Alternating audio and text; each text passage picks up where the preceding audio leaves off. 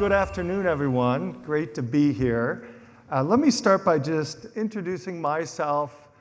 Please connect with me. One of the things I really enjoy doing is giving back to the community that's given so much to me, i.e. the talent and learning HR space, OD, change management. So I really do this out of a space of sharing. So the case study portion of this really resonated with me, and look forward to hopefully continuing to connect with you. Networks are small.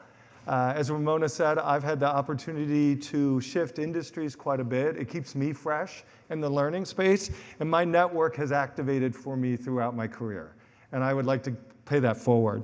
Let me talk a little bit about why skills transformation is so important to the business. And I'm going to give you the context of Phillips 66. I've been there about a year and a half, traditional oil and gas company, something I thought I would never join. I'll have to admit, coming from the Peace Corps. Yet when I met with the CEO and the CHRO, I was captivated and motivated by the integrated strategy they were shifting to. The Phillips 66 wanted to become the leading downstream energy provider, really through acquisitions and divestitures, really elongate and become a provider throughout the entire energy sector. And what that meant, if you know anything about the past industry here, where there are spikes and booms and busts and in between, they actually wanted to elongate that, and they needed a talent learning mindset to do that. Well, that just landed perfectly with me, because that's exactly what I want to do. So I was talking about the ability to create mobility and create the skill sets for the future, as opposed to hiring and firing, which I think we all know is a very, very expensive proposition, becomes a culture in its own, and really doesn't drive for execution because you're living in that moment. So not only did we begin talking about all these business strategy reasons that you see as the output of really focusing on skills, we started to really talk about how the downstream integrated business strategy had to be enabled by the people. And it needed to be enabled by a talent ecosystem. And so as we looked at this, we did quite a bit of needs analysis, even prior to me arriving and while I was there. And what employees were looking for is, we hear about this business integration strategy. We see the acquisitions. We see the divestitures. We're seeing this focus on execution and how we're going to integrate our businesses. But we don't see it as an opportunity for us, the people, the employees. We're not seeing how we were living in silos. And in an organization, culturally, that went through booms and busts, that was a natural progression. Then if you flip to our leadership team, where we did a needs assessment, they understood the talent was going to enable the integrated strategy. We no longer wanted to go out and hire within these segments, which we now possessed internally. We needed to create that mobility and opportunity internally. They also understood that the skills were changing at light speed. And then you throw in AI, right? And you throw in everything happening from a technology space. But prior to AI, technology has always been here. And we're really leveraging that across the organization. So it was the perfect storm around how can we really enable a talent ecosystem to enable the business. And as I think we all know, we never lead with us, or we should never lead with us. We should lead with the business and with the employees. That's how I found success. So if you put the employee perspective, put that with the business leader, the business case was there. The funding will follow, the resources will follow, the support will follow, everything else will follow if we can start in this space. So as a case study, I just share that because this should always be something that's part of every initiative we're working on. Then we took that and said, so what's this mean to an employee? Because this was all about the employees. So another thing I've learned in my career, and what we know really resonates at Phillips 66, where we're shifting this culture, is what does this mean to an employee? Not to the business. Everyone understands our business strategy. We're working a lot on business acumen. And we really broke this down into powering your career. Because that feedback was, I don't understand about the opportunities. And we did have a legacy of not posting roles, not being transparent in pay practices. So many things that were much more isolated and guarded off.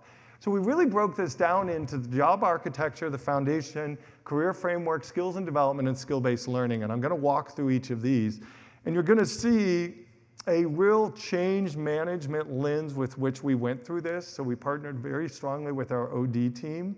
I also firmly believe in our space of talent and learning that we are the champions of change, and we should be in a place not only to get certification, but enable everything we do. And why that's so important is that's what drives adoption. What we do isn't about delivering another asset or another program. It's around adoption, right? Skill development, culture shift, whatever it might be, investing in our leaders. And we really needed to put out this integrated strategy, like I'd mentioned. We wanted to focus on these critical skills and development. And we needed to create that framework to allow us to do it. And then we needed to become more competitive. Last year, we went through a very hostile investor environment. And one thing we have to focus on right now is execution. And execution to hire externally is not going to give us the mobility and flexibility we need internally. So that kind of layered in once more into why this was the right time to really invest in our skills and invest in this Power Your Career. And what this means is really around clarity and consistency, cross-company mobility. Amazingly, prior to this, in 2024, we had an 18% mobility rate, meaning folks were moving across business units. And that was without all of the investment we've done now. We're just wrapping up 2025 mobility studies to see how we've improved upon that. We know we are up to doubling that just based on our Q3 results that we had in Q4, and then we're starting to look at the Q4 results. But that really gives that real perspective that this is the experience the employees have, not just the terms we're using. And then how do we focus on skills and development? How do we start having conversations not about jobs and roles, but about the skills you need? Because skills become the foundation for moving across different business units. So we have midstream, right? You think of like a natural gas. We have renewables. We have lubricants. We've got our refineries. We're international. There are common skills across roles across all of those business units, and it's a global company, about 15,000 employees. And if you just think about an engineer has some core capabilities, but that's not how we wrote our roles and how we thought about the organization. And then how do we just ensure that our employees have the opportunity to grow and develop? So powering your career, I talked about this.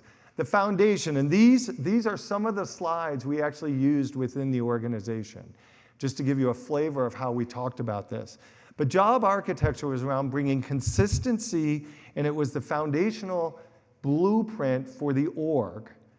And what that also, as you can imagine, is going to bring not only the consistency, but the ability to harvest data once we've set that job architecture framework. Second, career framework. How do we think about careers? I'm sure we've all gone through this personally and within your organization. The only way to get promoted is to laterally move up the organization. We've seen so many people move into leadership roles, not because they want to lead people, but because that's the pathway forward and how you get promoted, which gets into compensation, et cetera.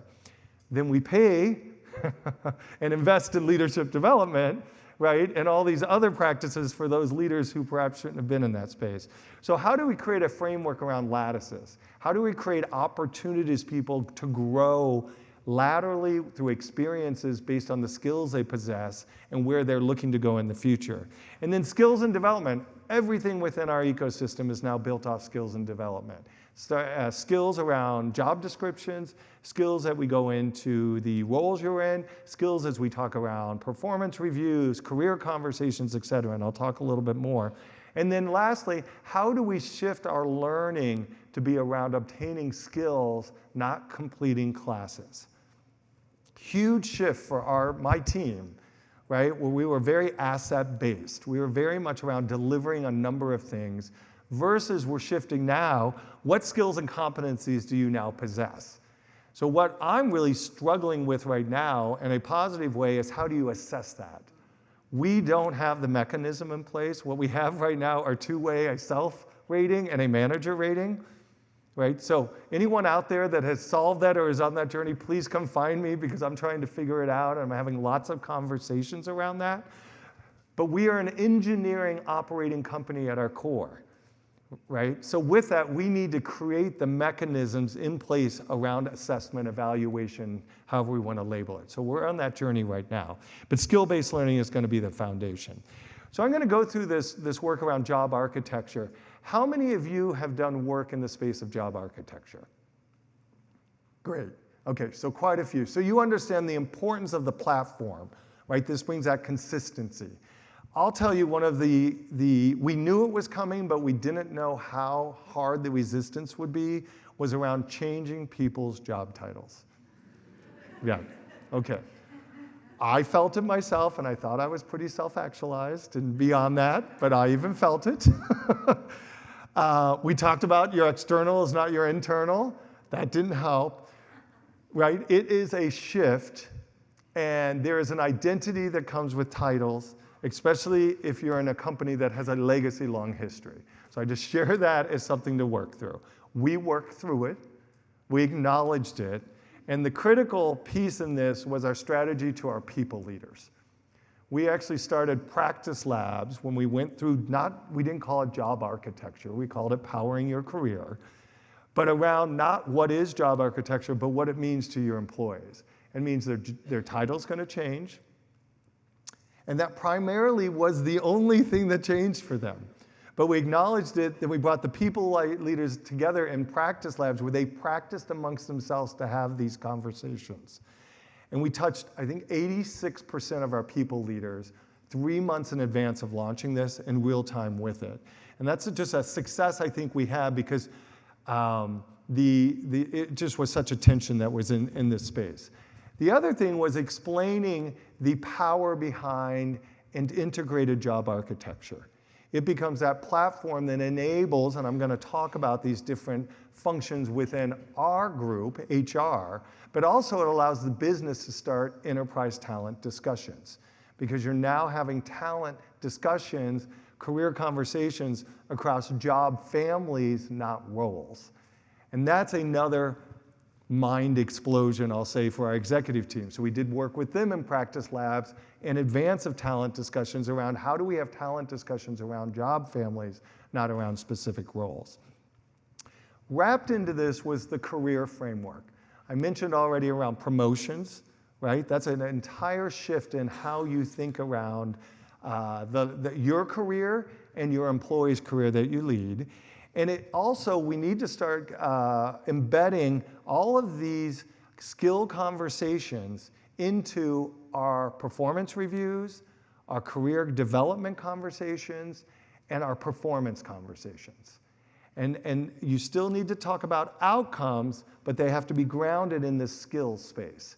And so we're in this journey right now. We're doing performance reviews right now. So one of the things, back to this practice lab context, is bringing leaders of people together to help them shift from a conversation, one, if they were even having the performance review conversation or not, to two, it's an expectation, and three, it's not around just deliverables, it's the how, the skills you used, not just the how did you leave someone behind, right, through your work, but the how of what skills were utilized that allowed you to succeed. And so it's like putting in these practice conversations so folks are talking skills. And we're just in the first journey of this. And then it starts allowing employees to think through this ownership of their career. So I don't know about you, but in different organizations, cultures have been in different places around who's responsible for whose career. I think when you come out blankly and say you own your career, you lose a little credit because you are within this complex organization and you do need supporting mechanisms to allow you to own your career. So we're in this place of really leveraging you own your career and we enable it. We enable it through the technology, through our career framework conversations, through the learning we put in place, these practice labs I mentioned. But I think it's disingenuous to just say, you own your career, because we are within these large organizations. So I just watch out for that, because we started with that as a tagline, quickly dropped it, and moved to powering your career. Okay, so a lesson learned on that one. Now, skills and development. So skills and development are embedded into everything we do right now.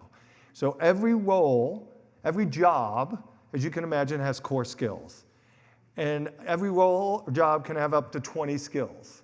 So right now, what we're doing, and we went in with an 80-20 rule.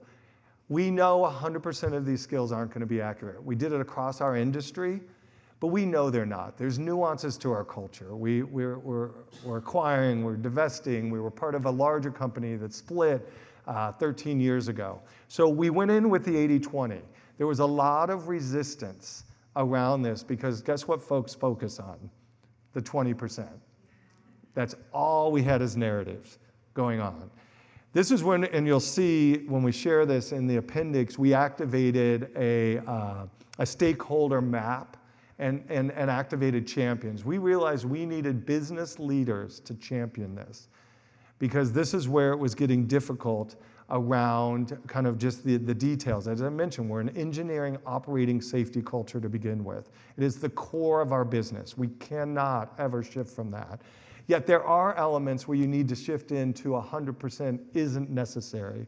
This is one where 80-20 was, but that's a very shift in culture and mindset, how we're thinking about it.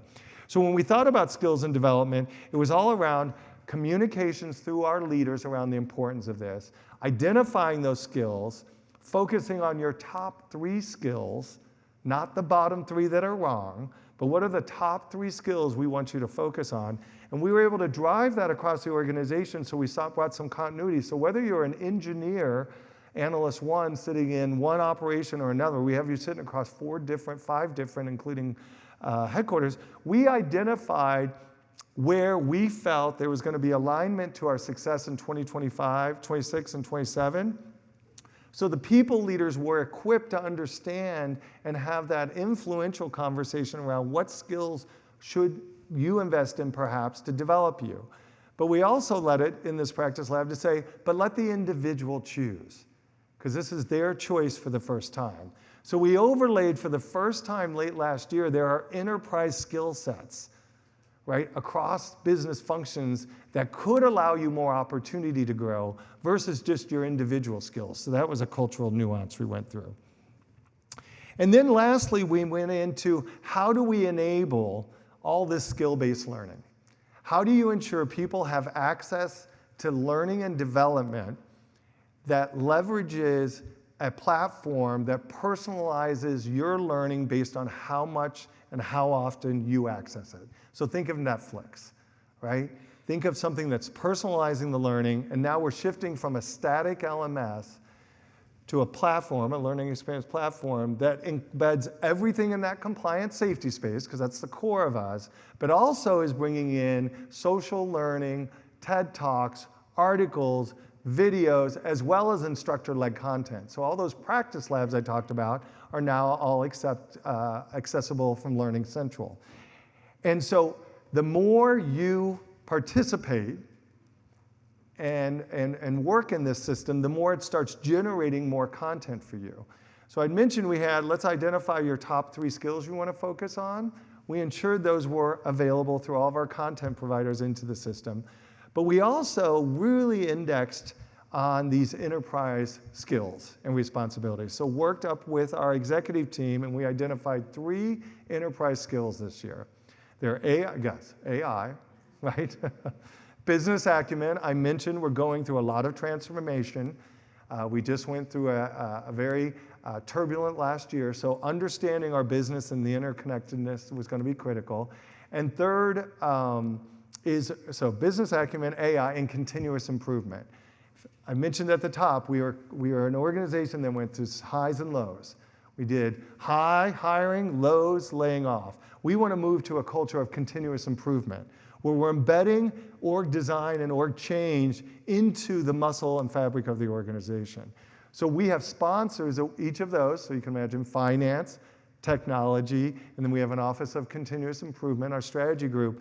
They are our sponsor, and we're building out these enterprise pathways. So you've got an enterprise view of where we're moving to, and we're going to measure that. But then you have that personalized, what it means for you, a top 1, 2, we say no more skills, so that we can ensure that you're getting that personalized learning, but you're also getting that enterprise space. And I can talk about what we're doing in AI, but that's like a huge technology enablement. And you can imagine the mindset shift that needs to happen in the organization amongst our leaders to leverage AI is probably what we believe right now, what we're investing in the first four months of the year. How do we get our leaders really understanding the potential, the art of possible?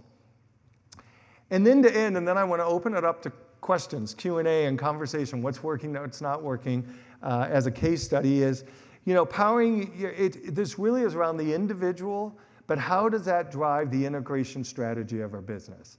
And our CEO is very, very committed. When he started, he saw this as the future. It is definitely against the industry to do this. The industry has siloed itself into different markets and different products. We're one of the few that's really growing and expanding across the market stream. And then how do we ensure we've got a future-ready workforce? That's a term we talk about quite a bit, and we talk about powering your career. So it's about that talent infrastructure.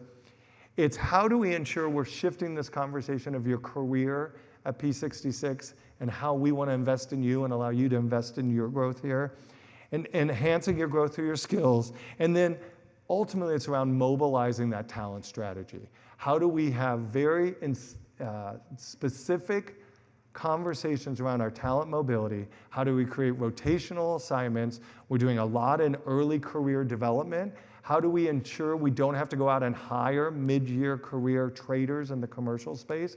Highly expensive group of folks. Let's grow our own.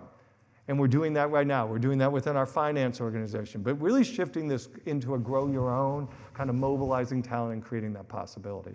So let me stop there. I wanted to leave as much time for Q&A, but I wanted to talk through our roadmap. We are in the midst of this.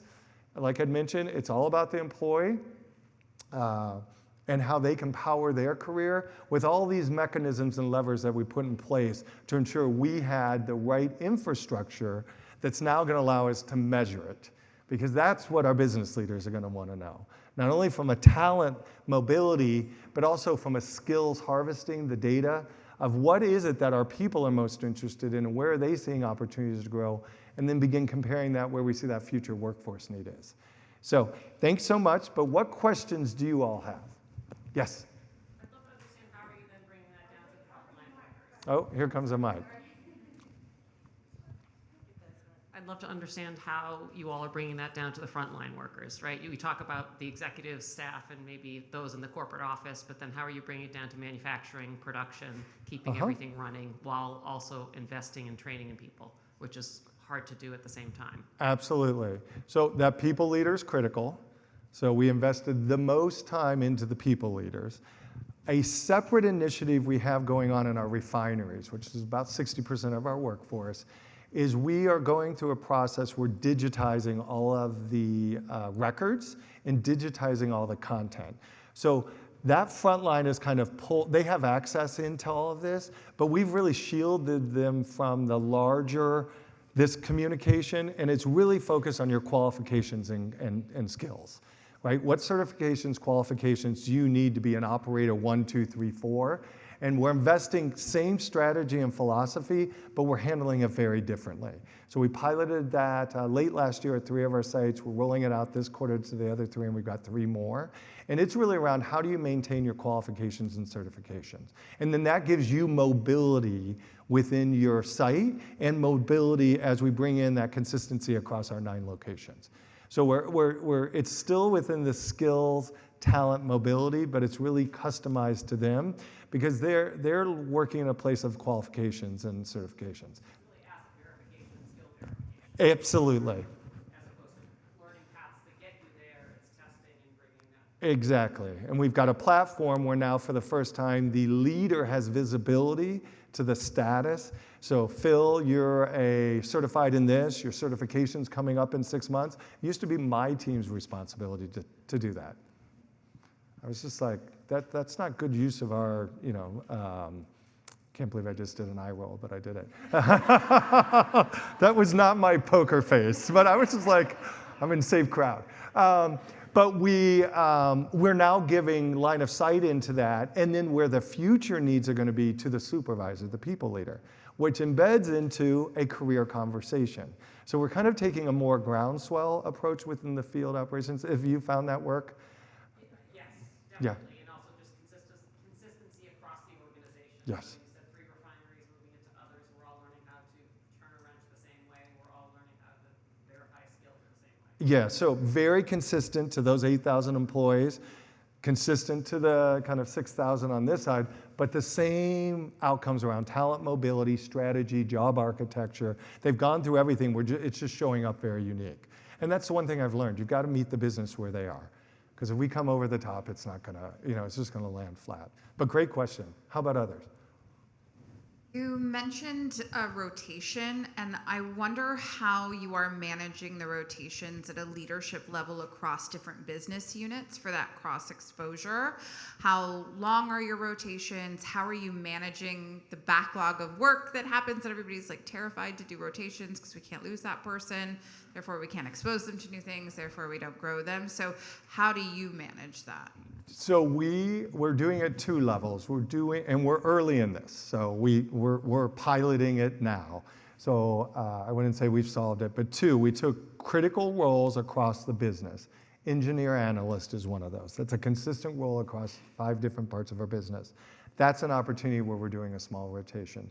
The other we're doing it is as we're starting to look at these high mid-level leadership roles, so think like a director level role just from a consistency.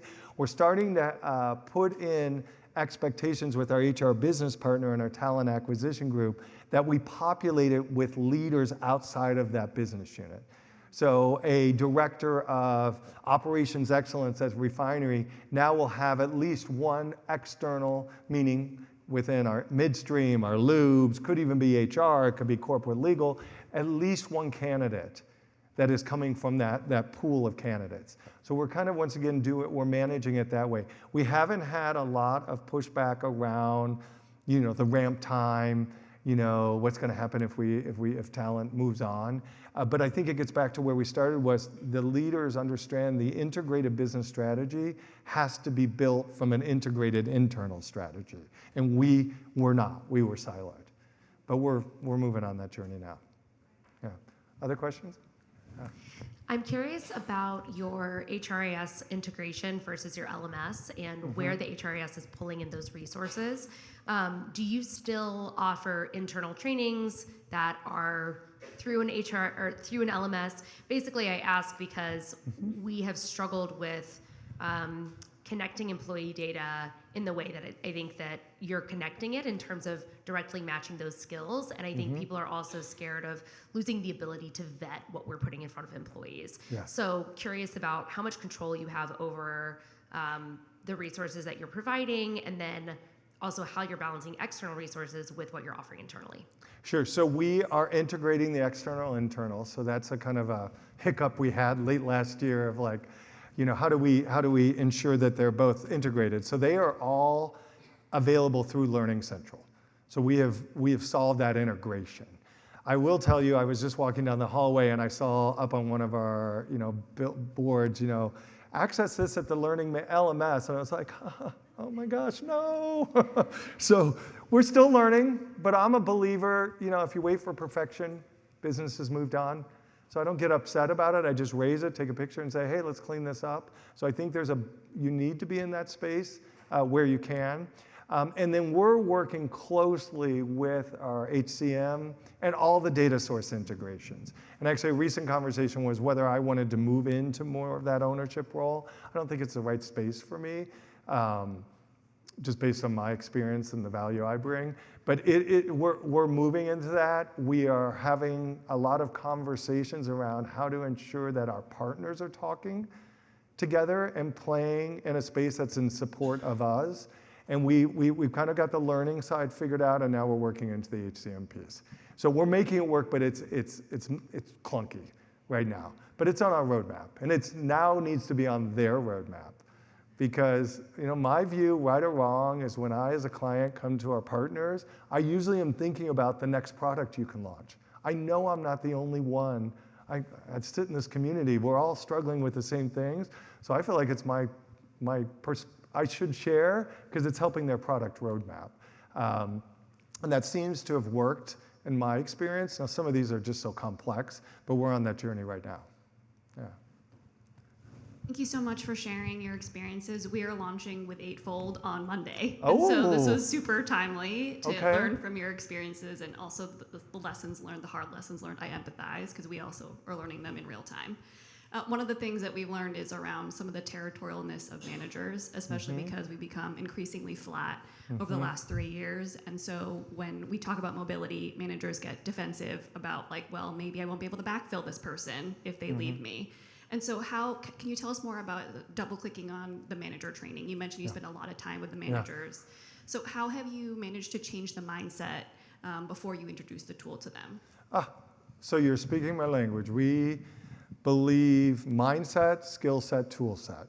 There was a lot of tools here, a lot of skills, but we really indexed in our mindset space. I'm actually going to go to a slide way back, and you'll get this. Oops. This we mapped out with our OD change team, and the number one piece that came out of this was well, you nailed it, the people leader. How do you get this down to that front line, which is through the people leader, right? And then through communications, and then the executive. So we have a high potential program, and we embedded this concept of high performing teams, the tension you just mentioned, right? And we were very explicit. We had 92% of our executive, anyone who's gone through the program, which would be our top 200 leaders, went through a program around how to lead a high-performing team. And it was around the tensions, and we had case studies. The tension you just said around backfill, those were the practice labs. So we had an SVP having a conversation with a director in a role play real time. So they're hearing the reality of what's happening. So that's one way we did it. Then we ran a series, the same series, at the next level down in the organization with, I would say, scenarios or case studies at one level down. And that is what we did for the first 5 months, is we really focused on that mindset of the leader and how do we, to your point, those inherent tensions is the word I use, and how do we navigate through those? Because they're there. They're not going away. So that's how we managed it. And we did it, we called them practice labs. So every session was an hour where pretty much 45 minutes was practice. 15-minute was kind of the art of possible. In this one, it was how to create a high-performing team. We're ready in our HR space, or AI space, we're going to do the disruption of technology. Right? It's not about AI, but around disruption. So we're getting ready to launch that series now with that executive team. But that's how we did it through practice labs. We made it a requirement. It wasn't mandatory, but a requirement. And we had those executive sponsors who actually really advocated for us. But I think that's so important that you spend that time. And if you can create the practice, because that's where you get you'll get the questions. You just nailed one of them. How are you going to have that conversation? Yeah, a great question. One more question. Okay. I have a two-parter, but I promise that they go together.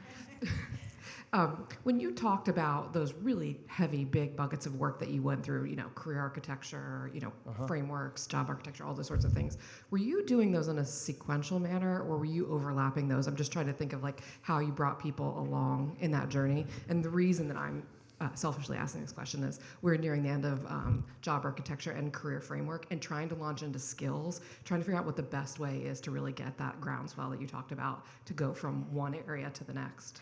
So one of our biggest lessons learned was we needed to sequence them. We were not. We were overwhelming the organization. You hear how we were indexing with leaders. They were just at some point like, I just want to know, is my title changing?